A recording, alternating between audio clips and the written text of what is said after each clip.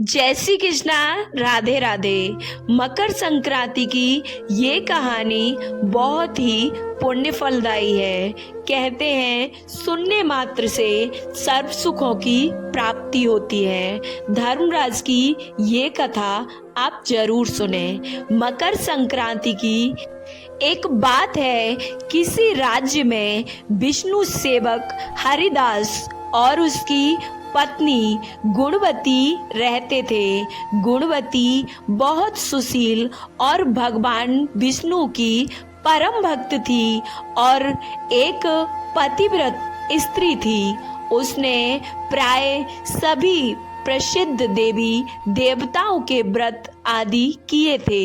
एकादशी आदि का व्रत वह नियम पूर्वक किया करती थी, परंतु धर्मराज जी की पूजा उसने कभी नहीं की थी।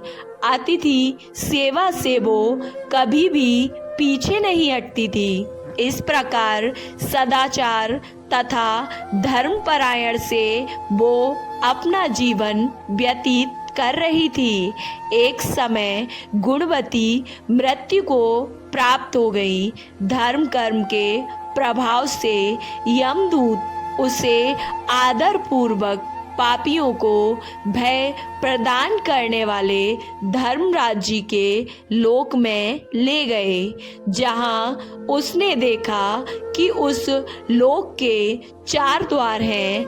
नगर के बीचों बीच धर्मराज जी का बहुत ही सुंदर भव्य और सुसज्जित मंदिर है, जिसमें धर्मराज जी विराजमान हैं। उनके पास चित्रगुप्त जी भी विराजमान हैं, जो कि मृत व्यक्तियों के पापों का लेखा जोखा धर्मराज को सुनाते हैं। यमराज के दूत गुणवती को वहां ले गए। जैसे ही गुणवती ने धर्मराज जी को देखा और वो भयभीत होकर कांपने लगी और नीचे मुंह करके खड़ी हो गई।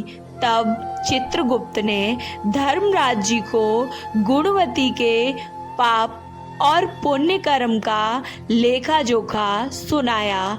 धर्मराज जी गुणवती की भक्ति देखकर अत्यंत ही प्रसन्न हुए, परंतु वह कुछ उदास थे। उनकी उदासी गुणवती को दिखाई दी। उसने धर्मराज जी से निवेदन किया, प्रभु, मेरी समझ में यह नहीं आ रहा है कि आप उदास क्यों हैं। कृपया करके मुझे अपनी इस उदासी का कारण बताइए।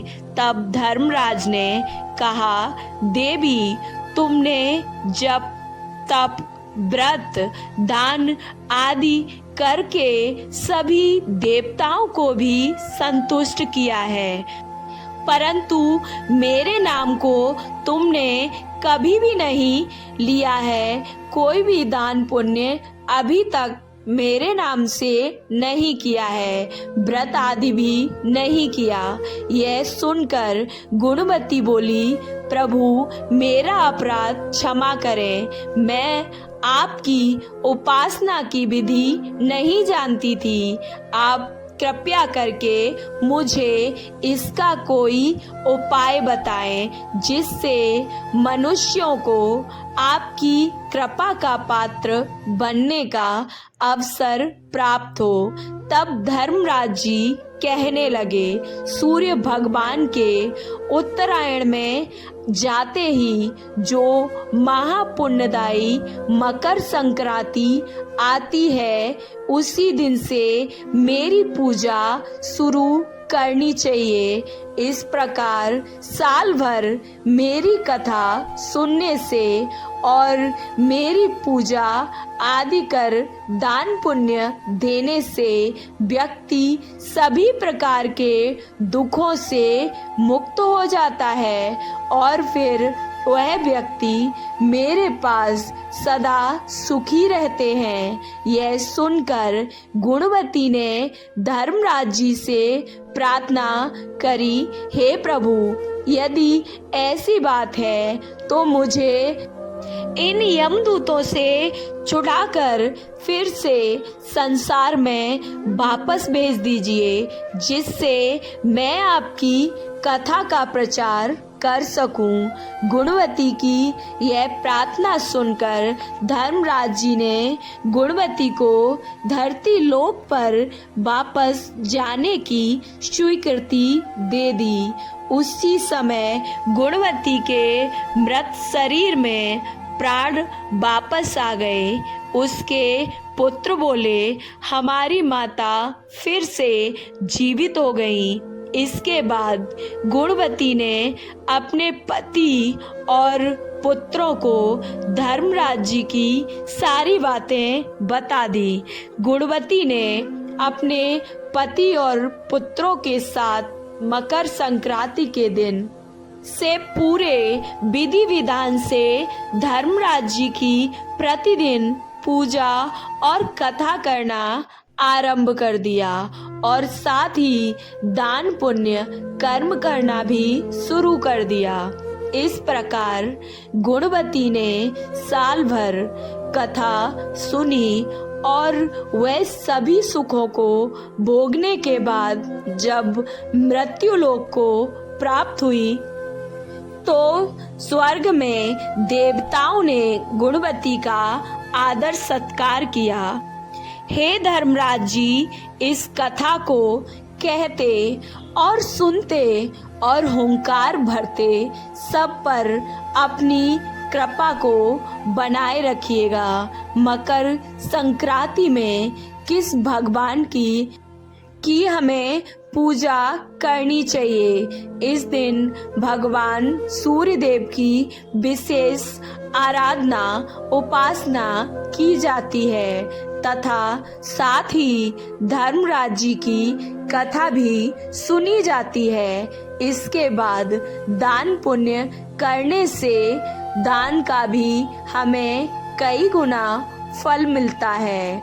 और मकर संक्रांति पर क्या धर्म करने चाहिए और मकर संक्रांति पर हमें किन किन चीज़ों का दान पुण्य करना शुभ होता है। दान पुण्य के लिहाज से हमें मकर संक्रांति के दिन बेहद खास फल प्राप्त होता है।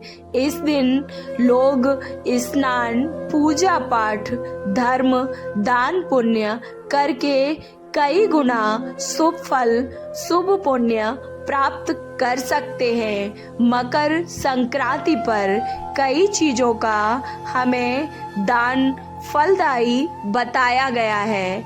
इसमें नंबर 1 है, मकर संक्रांति के दिन चावल और काली उड़द दाल की खिचड़ी का दान करना शुभ माना जाता है।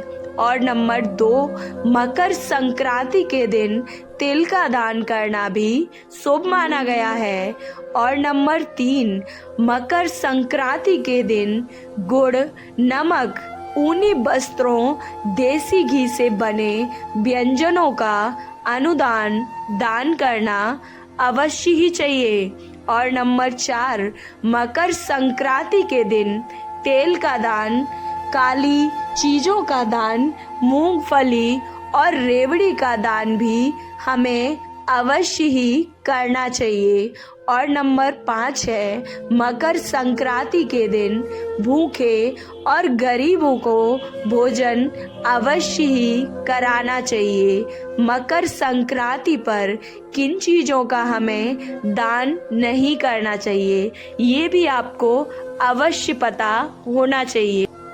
मकर संक्रांति के दिन हमें उन वस्तुओं का दान भूलकर भी नहीं करना चाहिए जिनका इस्तेमाल आप स्वयं ना कर सकते हो।